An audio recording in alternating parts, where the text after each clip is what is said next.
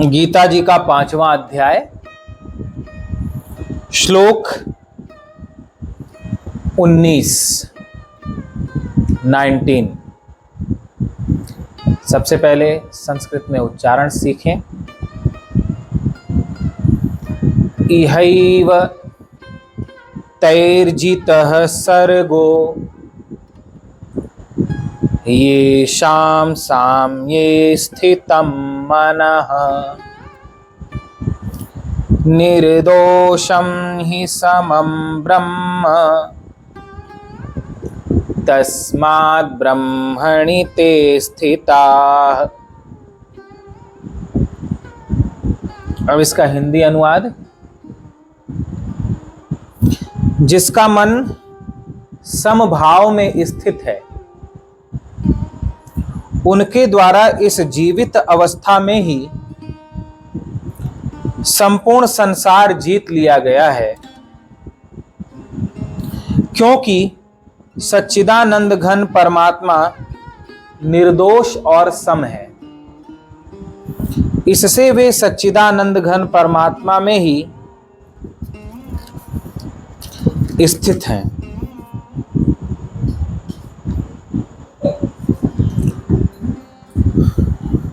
संसार को जीतने की इच्छा बहुतों के मन में हुई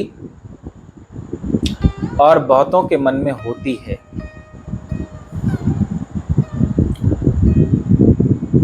कहीं न कहीं हमारे मूल में यह भाव होता है कि सारा संसार हमारा हो जाए। संसार की सारी शक्ति मेरी शक्ति के अधीन हो जाए। संसार का सारा धन मेरे अधीन हो जाए। संसार के सारे प्राणी मेरी आज्ञा का पालन करें, मेरे अनुसार चलें। इस संसार में कोई किसी के अनुसार चलना पसंद नहीं करता, बल्कि इस संसार में अपने अनुसार चलाना पसंद करते हैं। जगत में किसी को धनवान देखना पसंद नहीं करता या दूसरे के अधीन हमारी संपत्ति हो जाए, ये कोई नहीं चाहता, बल्कि हमारे अधीन सबकी संपत्ति हो जाए, यह चाहता है।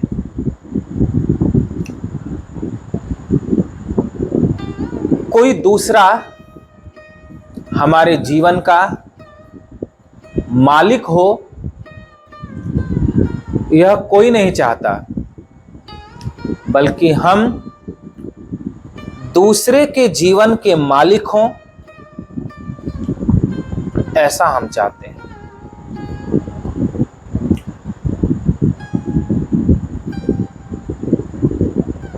हम जो कहें वही दूसरे के द्वारा सत्य मानी जाए, उसमें कोई टीका टिप्पणी न करे, क्योंकि मैं जो बोलता हूं वही सही है। ऐसी हमारी भावना होती है। दूसरा यदि कोई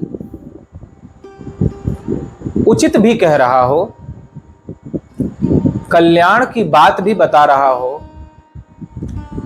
हम उसे जल्दी स्वीकार नहीं कर पाते। इस सब का एक कारण है हमारा अभिमान।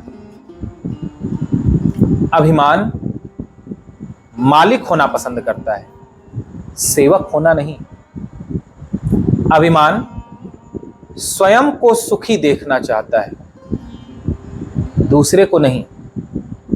अभिमान केवल अपने लिए सम्मान चाहता है, दूसरों के लिए नहीं। अभिमान सबको अपने अधीन रखना चाहता है, किसी के अधीन होना नहीं चाहता। लेकिन कई बार यह स्वभाव हम गुरु और भगवान पर भी आरोपित कर देते हैं।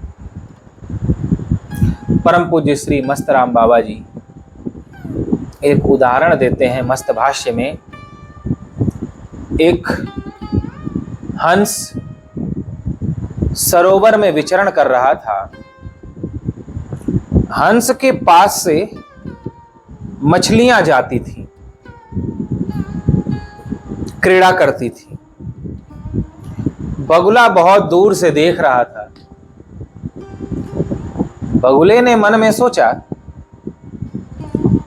ये हंस कितना मूर्ख है, इसके आसपास से मछलियां जा रही हैं, ये खाता क्यों नहीं? इतने नजदीक होकर भी मछलियों के यह उनका स्वाद नहीं लेता। बगुला अपनी भावना हंस पर आरोपित कर देता है।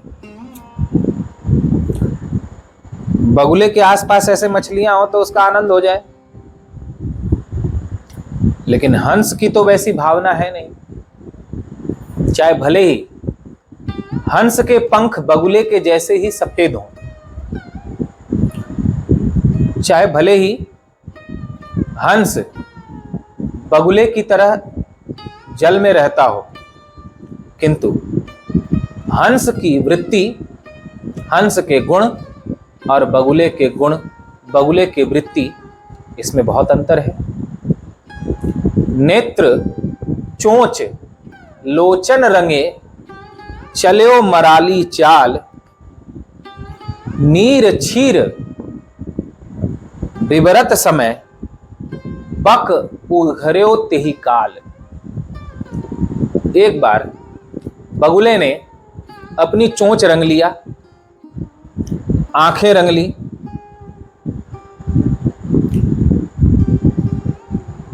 और हंस के जैसा चलने लगा। सफेद तो वह था ही, बस चोंच को रंग लिया, थोड़ा आंखों को रंग लिया, हंस के जैसा चलने लगा। लोगों ने देखा तो समझा ये हंस है, किंतु जब उस बगुले के सामने दूध और जल मिलाकर रखा गया तो वह नीर और क्षीर का विभाग नहीं कर पाया। हंस होता तो दूध को ग्रहण कर लेता, जल को छोड़ देता, लेकिन वो तो बगुला था, भले चोंच रंग लिया हो, आंख रंग लिया हो। इसलिए जब उसने दूध में चोंच डाली तो दूध से जल अलग नहीं हुआ। तो लोगों ने पहचान लिया, अरे ये तो बगुला है, क्योंकि हंस होता तो दूध और जल को अलग कर देता। हम अपनी भावना दूसरों पर आरोपित कर देते हैं। कई बार हम ऐसा सोच लेते हैं कि जैसे हमारी शादी ब्याह होती है वैसे ही भगवान की भी शादी होती है। कई बार हम ऐसा सोचते हैं, ऐसी भावना कर लेते हैं कि जैसे हम खाते पीते सोते जागते उठते बैठते हैं, जैसे हमारा शरीर है वैसे ही संतों का, गुरुजनों का, भगवान का भी शरीर है। लेकिन स्वभाव, गुण और वृत्ति भिन्न होने से भले हाथ पैर, आंख, कान, नाक, जीभ, त्वचा सब कुछ मनुष्य के जैसा हो, लेकिन वो मनुष्य से बहुत भिन्न है सद्गुरु और भगवान। इस श्लोक में भगवान ने जीत की बात की है। सारे संसार को जीता हुआ कौन माना जाता है? हम किसे विश्व विजेता कहें? सभी जीतना चाहते हैं, सभी विश्व विजेता होना चाहते हैं, सभी इस जगत को अपने अधीन करना चाहते हैं, सभी मालिक बनना चाहते हैं, सभी सबसे बड़े, सबसे महान बनना चाहते हैं। कोई छोटा नहीं बनना चाहता किसी से। लेकिन इस संसार में सबसे बड़ा विजेता कौन है? भगवान कहते हैं, जिसने अपने मन को समभाव में स्थित कर लिया है, मानो उसने जीवित ही संपूर्ण संसार को जीत लिया है। सीधे शब्दों में कहें, जिसने मन को जीत लिया उसने सारे संसार को जीत लिया, क्योंकि मन का ही विस्तार संसार है। मन में मोह है तो बाहर भी मोह है। ध्यान से सुनेंगे। मन में मोह है, आसक्ति है, ममता है, तो बाहर भी लोगों से मोह होगा, आसक्ति होगी, वस्तुओं से ममता होगी। मन में क्रोध है तो बाहर में शत्रु होंगे। यदि मन में क्रोध नहीं है तो बाहर में भी शत्रु नहीं हो सकते। कोई बाहर में शत्रु दिखाई ही नहीं पड़ेगा। मन में काम है तो बाहर में स्त्री दिखाई पड़ेगी। मन में काम नहीं है तो बाहर सभी भगवती का ही रूप दिखाई पड़ेगा, कोई स्त्री नहीं दिखाई पड़ेगी। मन में लोभ है तो बाहर ये मेरी संपत्ति है, ये मेरा धन है, ऐसा दिखाई पड़ेगा। मन में लोभ नहीं है तो बाहर भी अपनी संपत्ति, पराई संपत्ति, यह भाव नहीं रहेगा। मन का विस्तार ही संसार है। जैसा मन में है वैसा ही बाहर होता है। मन से संसार समाप्त हो जाए तो बाहर भी संसार नहीं होता। जिसने मन को जीत लिया उसने सारे संसार को जीत लिया। जीता हुआ मन किसका कहा जाता है? जिसका मन सम अवस्था में हो गया है। येषाम साम्य स्थितम मनः, जिसने अपने मन को सम में स्थित कर लिया है। सम अवस्था का तात्पर्य जिसको दूसरा तो दिखाई ही नहीं पड़ता, विषमता नहीं है, यानी कम ज्यादा ऐसा नहीं दिखाई पड़ता। समान भाव से जिसमें सब एक ही दिखाई पड़ता है उसका मन सम कहा जाता है। जिसके मन में चाहे ब्राह्मण हो, चाहे चांडाल हो, चाहे हाथी हो, चाहे कुत्ता हो, सब में एक ही आत्मा का दर्शन होता है, एक ही परमात्मा का दर्शन होता है। इस प्रकार कण कण में जो एक ही चेतन को देखता है उसका मन सम अवस्था में माना जाता है। और इस प्रकार जिसका मन सम अवस्था में स्थित हो गया हो वह मन को जीत लिया है, ऐसा समझा जाता है। और जिसने मन को जीत लिया, जिसने मन को सम अवस्था में स्थापित कर लिया, उसने मानो संपूर्ण संसार को जीत लिया। भगवान का कहना है जिसका मन समभाव में स्थित है उसके द्वारा जीवित ही सारे संसार को जीत लिया गया है। अब संसार है ही नहीं, भले ही उसके शरीर को कोई जीत ले, शरीर को सांकल से बांध दे, किंतु उसको नहीं जीत पाता वो। भले ही उसके शरीर को कोई दुख दे दे लेकिन उसे दुख नहीं दे पाएगा। भले ही उसके शरीर को पराजित कर दे लेकिन उसे पराजित नहीं कर पाएगा। ऐसे ऐसे संत हुए हैं जिन्हें बांधकर शरीर को बोटी बोटी काटा जाने लगा। वो संत कहते थे मैं आत्मा हूं, न मेरा जन्म है न मेरा मरण है, मैं ही सब में हूं, तुझ में मुझ में घट घट में वही आत्मा है। लोगों ने पागल समझा और कहने लगे ठीक है, तू इस तरह का उपदेश करता है कि तू आत्मा है, तेरा न जन्म है न मरण है, तो हम तुझे अब बताते हैं। उनके अंगों को काटने लगे। पहले पैर काट दिया, पैर छटपटाता रहा और वो कहते रहे तुमने मुझे नहीं काटा, तुमने पांव काटा है। फिर हाथ काट डाले, फिर आंखों में सलाखें चुभो दी, अंधे हो गए, आंखों से रक्त बहने लगा। लेकिन वो यही कहते रहे तुम मुझे नहीं जीत सकते, इस शरीर को जीत सकते हो। इस शरीर के साथ तुम्हें जो करना है वो कर सकते हो। मेरे तक दुख की पहुंच नहीं है, मुझे तुम कभी भी अपने वश में नहीं कर सकते, मैं तुम्हारे अधीन नहीं हो सकता। इस प्रकार जिसने मन को समभाव में स्थित कर लिया, यानी जिसका मन परमात्मा में विलीन हो गया, जिसने मन को जीत लिया, उसने सारे संसार को जीत लिया। फिर शरीर पर भले कोई कुछ भी करे या शरीर को भले जीत ले, उसे नहीं जीत सकता, वह अपराजित हो जाता है। सारा जगत उसके हाथ पर रखे हुए आंवले के जैसा उसे दिखाई पड़ता है। भगवान कृष्ण कहते हैं, जिसका मन समभाव में स्थित है, उसके द्वारा इस जीवित अवस्था में ही संपूर्ण संसार जीत लिया गया है, क्योंकि सच्चिदानंद घन परमात्मा निर्दोष और सम है। मन जिसका परमात्मा में मिल गया, परमात्मा कैसा है? दो इस परमात्मा के गुण बताए हैं इस श्लोक में। वह सच्चिदानंद घन परमात्मा निर्दोष है। निर्दोष यानी उसमें कोई दोष नहीं है। दोष किसे कहते हैं? जब किसी एक प्रकार की वस्तु में कोई दूसरे गुण वाली या दूसरे प्रकार वाली वस्तु मिल जाए तो उसे दोष कहते हैं। जब मेल न हो दो का तो उसे दोष कहते हैं।